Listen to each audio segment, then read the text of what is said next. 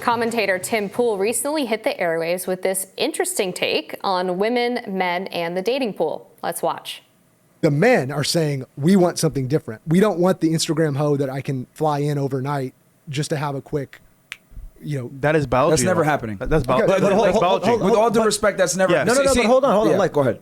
I agree a lot with what he's saying. Imagine if women are only looking at the top 8, 9, 10 of men. Yeah. If guys like you just started shaming women, do they? You know who's paying for OnlyFans, right?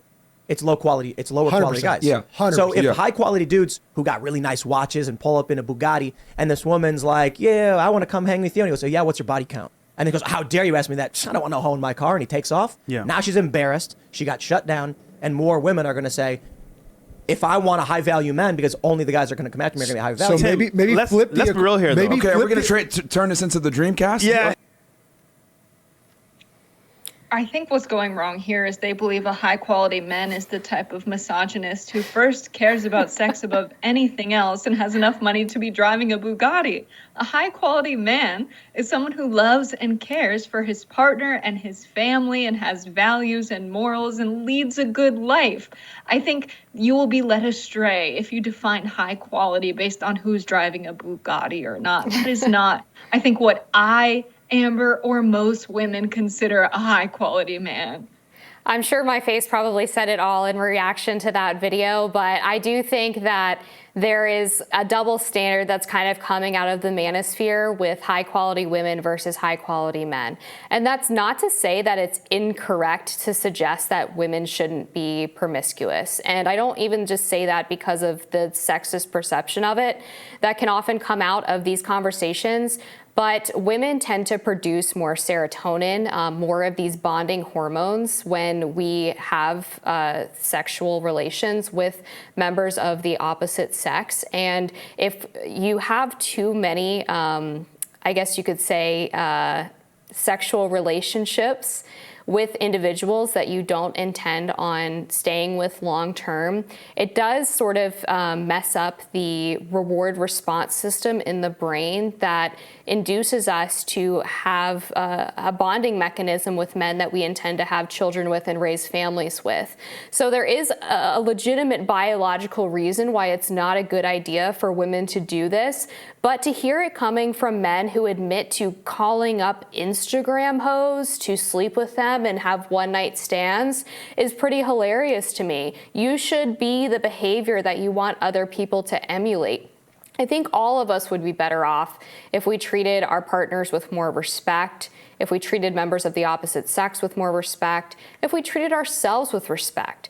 Because it's not only doing damage to women if you run around engaging in one-night stands and treating them like they're disposable, but it also reflects poorly on yourself. And so if these men want high quality women, I would also encourage them to be high quality. And those are traits like the ones that you mentioned, Jessica, of protecting your partner, taking care of your partner, having an equal amount of respect for your partner, and taking care of each other and trying to build each other up as opposed to tear each other down, or to just treat your partner as if they're some kind of trophy to be held up. Like, see, I found the high quality woman. Relationships are so much more interpersonal than that.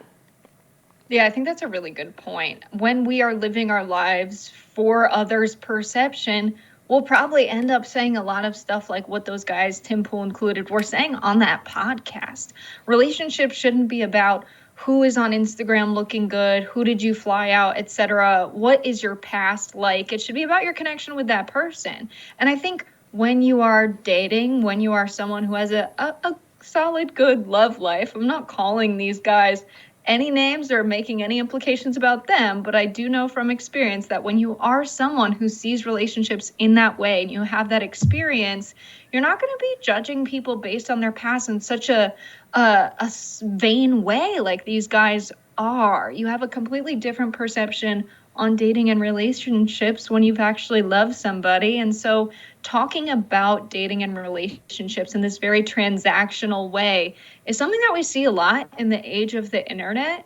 But in real life, if I ever encountered a guy who talked like the dudes on those podcasts, the date would be over. I would leave. I would go home. It's just not treating people like real human beings at the end of the day. And I think it goes both ways when we talk about sex and relationships. A lot of people have noticed that we have a culture of like casual relationships and hookups and, going home with people. It's very New York City. It's very LA, this kind of dating and hookup culture. And I know people who have engaged in it who are like, yeah, it's kind of empty. I don't really get a lot from it. And I think it's for reasons that you said, Amber. People want connections. I think loneliness, and men in the manosphere will realize this, is not resolved by having, many partners. Or having high quality women as defined by, I'm sure the guy on those podcasts would define it, which is not someone who's your best friend and someone who you love dearly. It's defined by other ways. Loneliness is something that's resolved by finding someone who understands you, who you have a deep connection with. I just think the manosphere advice is going to lead a lot of young men astray if they listen to folks like Tim Pool. Talk to your family members about it. Talk to your friends about it. Because I don't think people who don't have a lot of relationship experience are even qualified to be giving this advice to other men. And I'm just going to go out on a limb and say maybe the guys on those podcasts don't.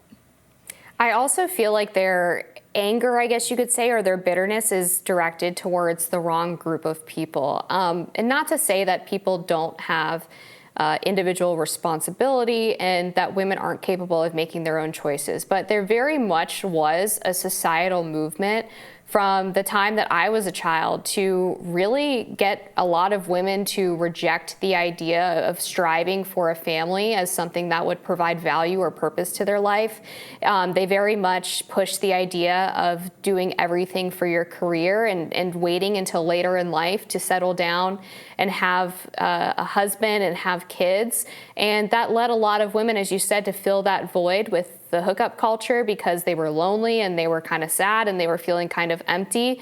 And unfortunately, hookup culture has only intensified those feelings because, again, your brain gives you that sudden rush of connection only for that person to then abandon you in your mind. And so you're basically re-traumatizing yourself over and over again when you have these types of fleeting relationships. That's obviously kind of a reductive way of putting it, but that's the way that your brain responds to those situations.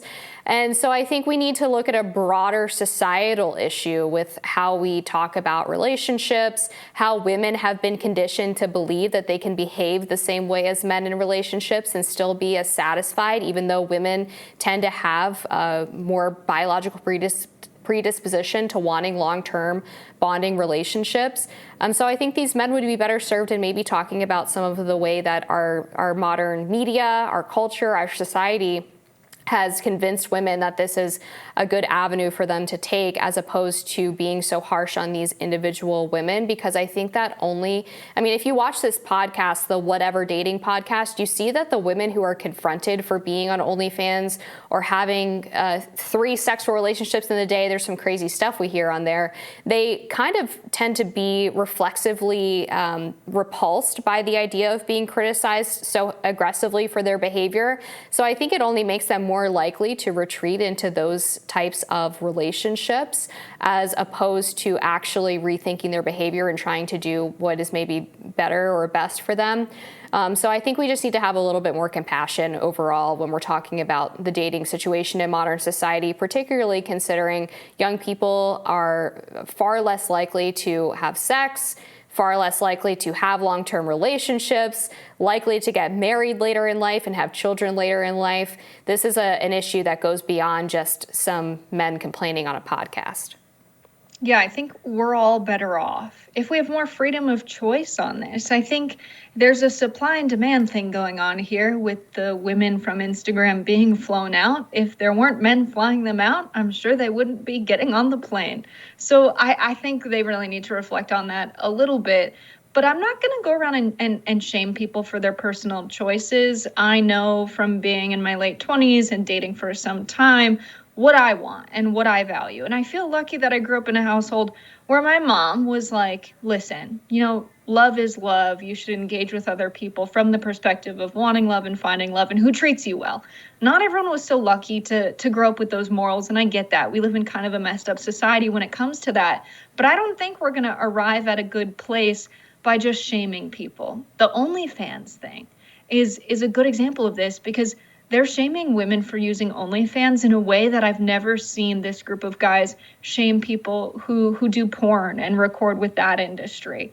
And that's interesting because that's not women being in control of their own means of production when it comes to doing sex work. I think they're most mad about OnlyFans because the page is controlled by the woman and the money goes to the woman and she's not being directed by someone else or nearly partaking in those acts with a partner when they're recording. And so I think these guys have a weird thing about controlling women. And I think we're better off when everyone makes their own choice. If there's a woman who wants to be working while her husband stays at home, that's totally fine. If you want to have a different kind of relationship, totally fine. If you're happy, going out and traveling and meeting different partners for a while, fine. As long as you're okay doing it and you're doing it for yourself and not for other people.